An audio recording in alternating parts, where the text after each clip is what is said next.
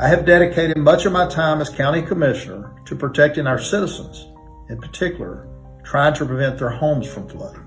David Linder went on Facebook the other day to let his neighbors in Sweeney know he's no political patsy. Any suggestion otherwise is untruthful and upsetting.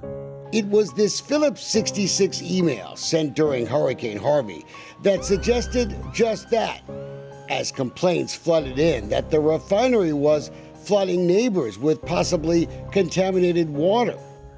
Have I also never and will never approve or support the blocking or attempted blocking of any drainage ditch or waterway. But there was something missing from Linder's speech. Where's the call for an investigation now to Commissioner's Court? That's the only comment I have. They put concrete in the culverts, sir. Doesn't that matter? That's the only comment I have. I had nothing to do with it, and that's the only comment I have. Brazoria County commissioners clearly now know what Phillips 66 was up to during the storm. Plenty. The pictures and emails we now have, 3 years later, are damning. Bulldozers stuffing concrete chunks into culverts to block them during the storm, flooding Highway 35 and the neighborhoods surrounding the plant, erecting a dam that helped flood Linville Bayou.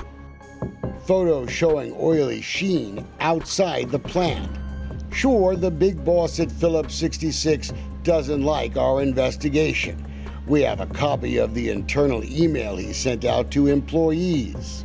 Quoting, "The video admits the fact that numerous state, federal, and local agencies investigated Phillips 66.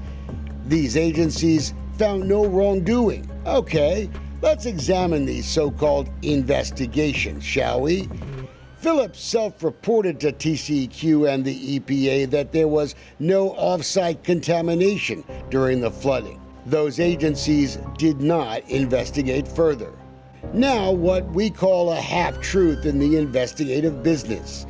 Phillips never told environmental agencies that crews were busy pumping water from inside the chemical plant outside into the neighborhood.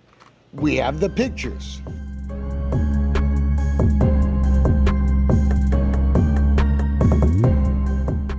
And where do you think that water goes? You think it just disappears? It does not disappear. It has to go somewhere, doesn't it? It has to go somewhere. Folks in Sweeney never saw this email. Neither did the TCEQ. And I didn't write it. It's from the operations superintendent of the CPChem rail operations on September 1st, 2017. Quoting, P66 tore down the perimeter fence and appeared to have intentionally blocked the North Stream crossing with concrete slabs and fill material to prevent the flow of water into their facility without regard to our facility. Completely unacceptable. The following day, consequences. Quoting, water is beginning to back up into the site, apparently where P66 cut holes in the levee. It appears that by releasing the water from the site towards Linville Bayou, it's now overwhelmed that bayou and sounds like it's backing up into the facility. None of that was reported to the TCEQ by either facility, Phillips 66 or CPChem.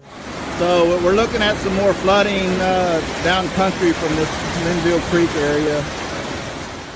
Did you see the video of what the bayou looked like during the storm? CPChem had built a rail facility alongside the bayou. It was elevated, as you can see. The flow of water permanently changed. The Army Corps of Engineers did ask Phillips about their culvert stuffing operation. Look at their response. P66 said they were in consultation with the local drainage district, right? That was apparently good enough for the feds. Consultation with this guy, Mark DeCrose. You were president of the West Brazoria County Drainage District number 11, correct? That's correct. Guess they call this consultation. DeCrose complaining repeatedly that what P66 had been doing was illegal, against the law. They needed to open it up. Yeah. right? Too. Objection form. That's correct. You can't make someone do something they don't want to do. Objection Right. form. True. True. You called and you were aggravated with the situation. Objection form. The Old Ocean Fire Department had complained too, to deaf ears. Wonder if the feds knew that. Now we have text messages. The plant manager at CP Chem knew that P66 was even damming state property. But where's the concern for the community? CP Chem was more worried about their bright new sign being a media magnet when word got out. What about this Phillips 66 email regarding oil and sheen discovered on land and water? P66 claims all the photos we have were taken inside the plant, but these pictures, they were taken miles away. In emails we now have from the Gibson law firm, the refinery talked about benzene in standing water and actually debated whether or not to tell regulatory agencies. That's nice. Mr. Evans, did anyone ever test the water that poured out of your plant and into the neighborhoods from the sewers and those pumps? And who's the local agency that investigated? Enlighten me.